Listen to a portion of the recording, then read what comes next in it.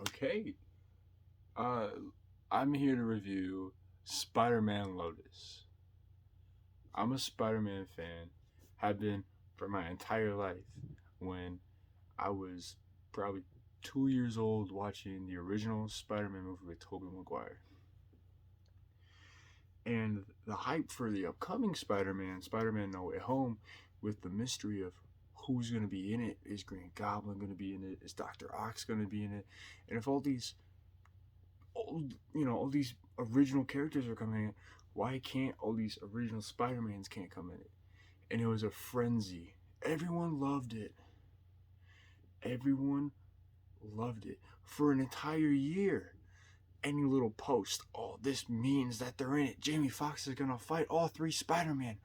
Oh, Alfred Molina's in it, so that means Toby's got to be in it. Oh, this is crazy. And then the trailers happened.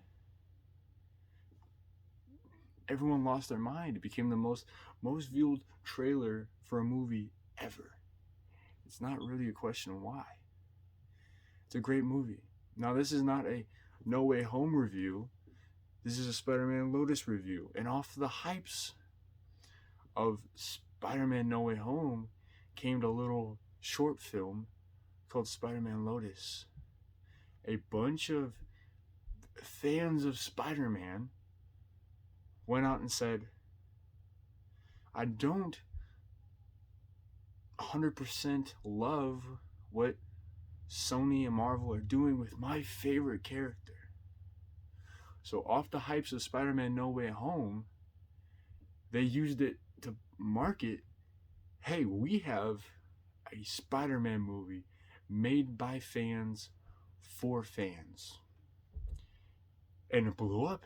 Everyone loved it. And they're like, oh, another Spider-Man movie that not made by Sony or Marvel. And what happened? They made it, and they made so much money. Like, people donated so much money for this movie, and it was incredible. Like, I don't even know the number. The number was insane. People really came out to watch a YouTube feature length movie of Spider-Man. People donated money so that they can pay people to be in it, actors, VA, because they can't make money off the film because that goes within legal rights. Sony owns the rights to Spider-Man, but for them to do a YouTube, they can't make any money. So people donated money so that they can see this incredible film. And it was incredible. They made hundreds of thousands of dollars. And then the controversy started coming in. Stuff about the director and the main lead and other co-stars. And the VFX quit. Controversies flooded this movie. And before that, the trailer was hyped. Everyone was hyping this trailer up. This trailer's so good. The costume's great. Green Goblin looks crazy. And we get the movie, and no one's talking about it. I haven't heard of it. I don't know if it's blacklisted and you're not supposed to talk about it. But as a Spider-Man fan, I watched it. I said, hey, this guy, they're never going to work in the real business. Okay? It's just a fact. They've already put confirmation on that. They'll never work in the business. But as a Spider-Man fan, I want to see what the fans, or what he thinks the fans want.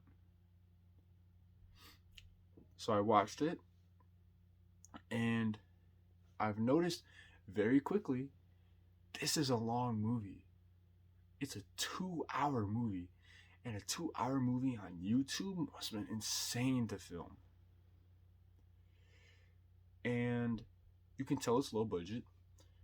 Acting is not on par with some of the acting in the Sony movies.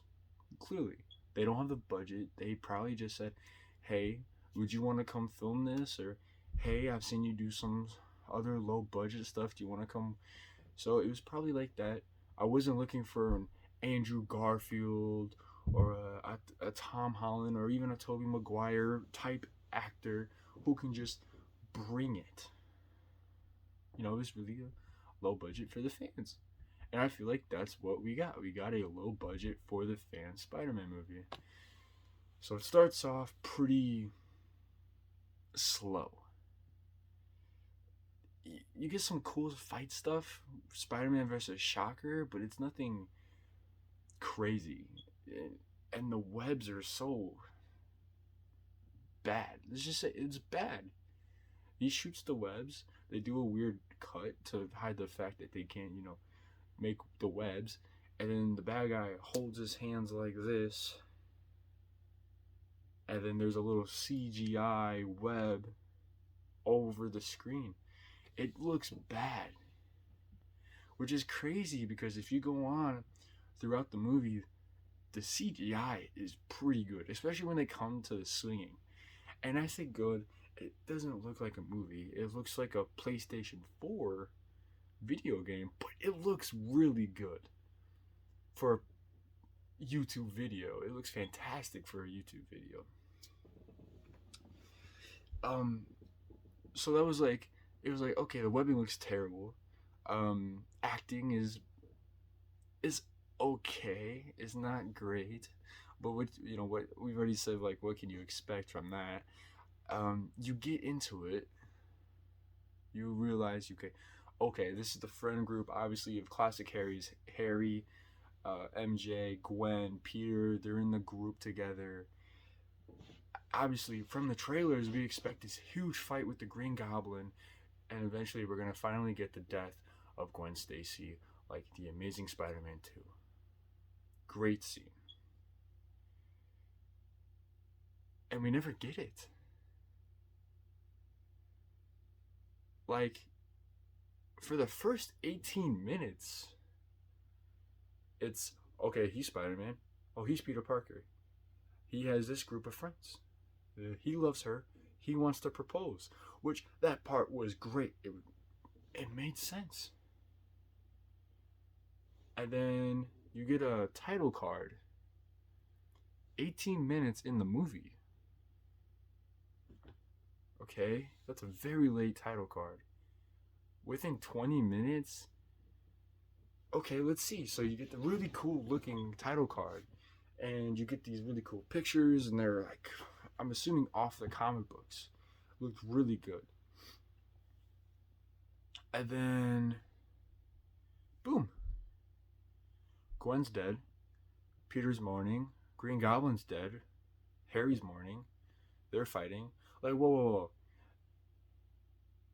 You market this movie in the trailers as this huge fight versus Spider-Man versus Green Goblin, and you just rush right through it? Watching that, I'm like, wait a minute, you just made me watch 18 minutes before your title card, and then you're gonna fast forward all the fun stuff? It's a very interesting play. Why wouldn't you just show us the fight? And it does show us the fight. Just not what we wanted within a 2-minute flashback when Peter is in mourning.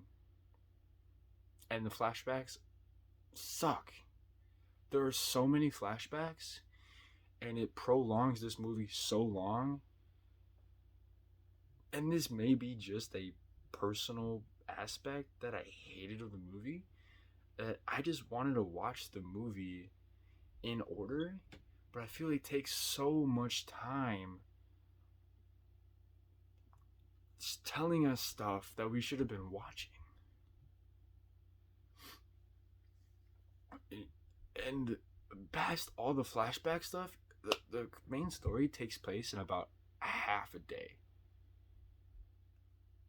Like, it really, like, okay, this night happens, they're dead, they're mourning, this afternoon they're all talking, this happens, and then they're friends again. Like, it moves really fast for a 2-hour movie that takes so much time too much time of it is spent on flashbacks. Now, I've been hating a lot on it, and those really irritated me about the movie. And, there was some stuff I don't feel the Spider-Man costume was that great. It looked really good when he was swinging around, but when he was just standing in the room, it didn't look 100% like I feel like it should have. I don't think it's the best costume. I don't think it's the worst costume. It's kind of like a cosplayer made a costume at the Comic-Con, and it looked really cool. But for a Spider-Man movie where you expect this guy to be climbing walls and shooting webs, it looks not as good as we thought, or as I thought. Same thing with Green Goblin. Loved the concept. Actually get the rubber mask, but then on screen it was kind of like, oh, this is what the fans really wanted from Spider-Man 1? And I'm gonna be honest, I loved the green helmet. That's, it's the movie I grew up on. That's my favorite movie of all time. Favorite Spider-Man movie. Reason I love Spider-Man is that movie, and I had no problem with it. And then the fact that everyone wanted this rubber mask, I thought it was weird. I understand it's more comical, but I didn't care for it. Also, the fact we didn't see Green Goblin, we didn't see a Norman Osborn was weird. All of a sudden, hey, Green Goblin kills this young girl and frames Spider-Man for it. What are his motives? But put that aside, the fights that we did get to see were pretty cool.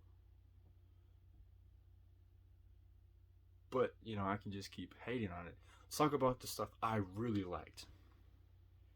I liked that in some aspects.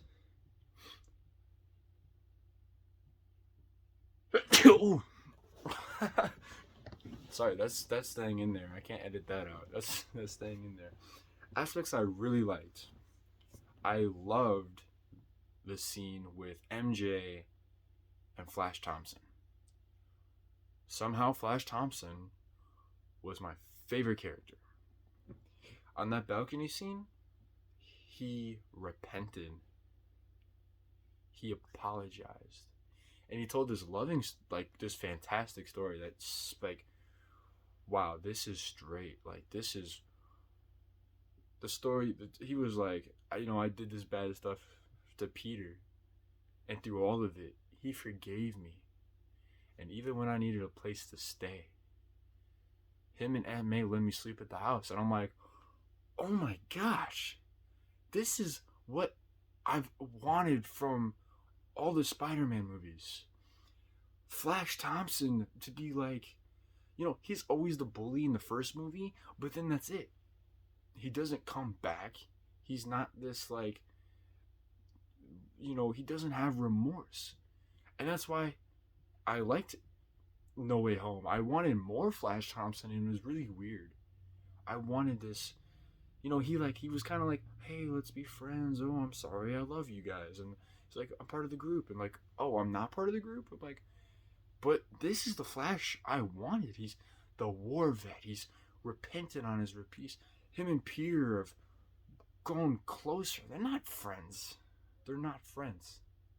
Flash is still Peter's bully from high school. But they've both grown together.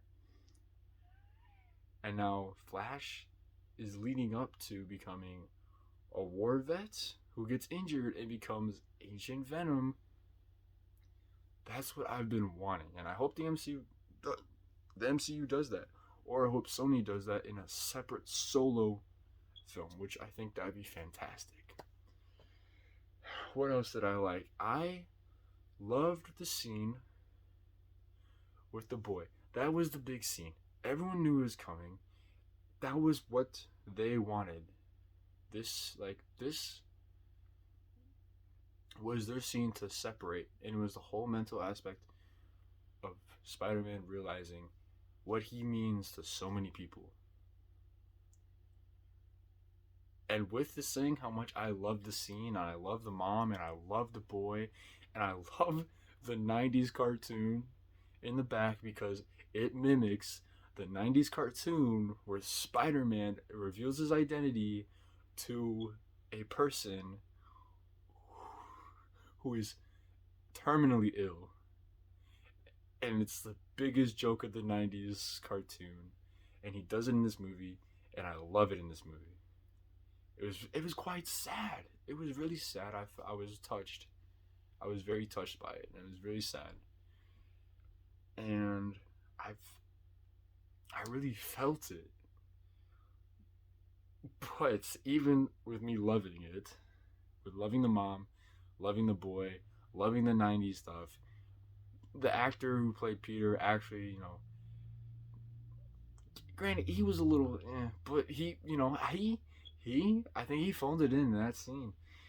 And the one scene that the one part of that whole part of the film that got me like, okay, really, was all the posters.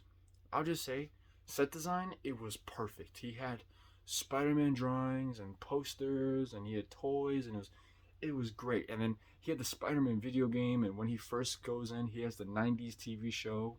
I saw that. He said the 90s TV show, and it was just a great design. Whoever designed that really thought about, found all those items. It was insane. I wish that was my bedroom, right? It was crazy. But then you have to go, really?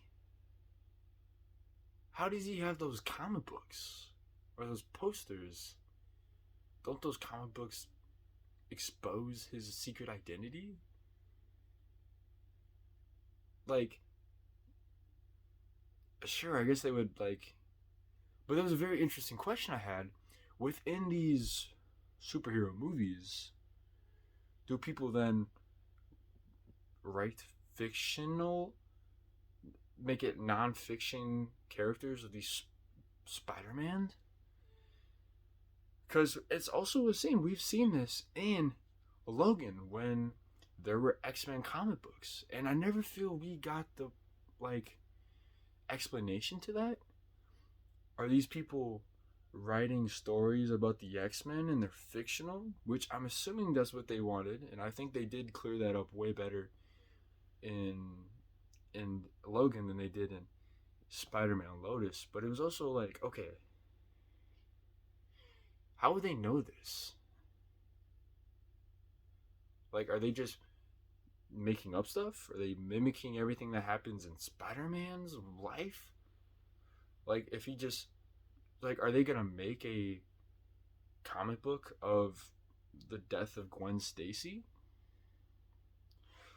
So it was like, I didn't get that part. Also, the video games, the TV shows, they all have a secret identity. How do you? I'm thinking way too deep about this, but it was also like, okay, I love the I love the design of this house in this room of this kid, but also, is it practical? I don't know why I went there, but that's just, I went there for some reason. Um, but everything else was great. The Daily Bugle stuff was great. Um, I loved the handheld drawings of Spider-Man and the boy as Spider-Man. That was amazing because you can see yourself as Spider-Man. That's what Stan Lee made Spider-Man for. So you can see yourself in Spider-Man. Didn't matter if you're black or white, or it didn't matter who or what you were or identified. You can see yourself as Spider-Man. Spider-Man was a unique creation, and you should definitely go check out some of their documentaries. Stan Lee and Marvel have so many documentaries on Spider-Man, the Fantastic Four, and the X-Men, and all these things. So really go check it out. I think Disney Plus has some great ones. But besides that, overall, movie was not bad. He was decent. It wasn't a Sony or a Marvel Spider-Man. It was a fan-made movie made by fans for the fans. As a fan, I thought it was just okay. I'm sure there are fans who loved it. I'm sure there are fans who hated it more than I did. I'm sure there are fans who will never watch it based off the controversies of the actors and director. A big shout out to people who did the CGI. Watching it, I've noticed there was only 3 swinging scenes, and they were beautiful. Best part of the film. Best part of the trailers. I wish we got to see the death of Gwen Stacy. I wish we got to see the Green Goblin fight. I wish we got to see Norman Osborn. I wish we got some character development and understanding of why. But if we got that, it would have been a 4-hour movie instead of a 2-hour movie. One more thing I forgot to mention, the flashbacks that I mentioned before were terrible and not needed.